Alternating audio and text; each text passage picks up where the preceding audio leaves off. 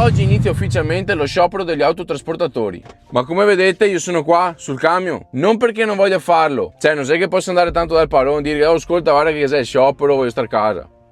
Se il camion si deve muovere, mi muovo anche io, punto. Ci tengo a precisare e dire questo perché so già che qualcuno arriverà e dirà ma tu sei sul camion, non fai lo sciopero, bla bla bla.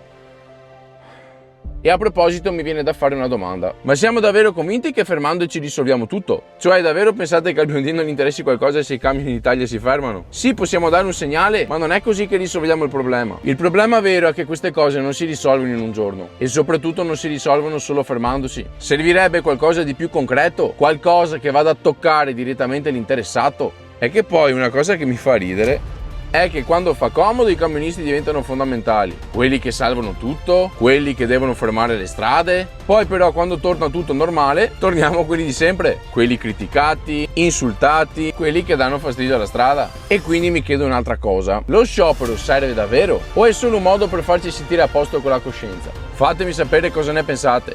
Ciao!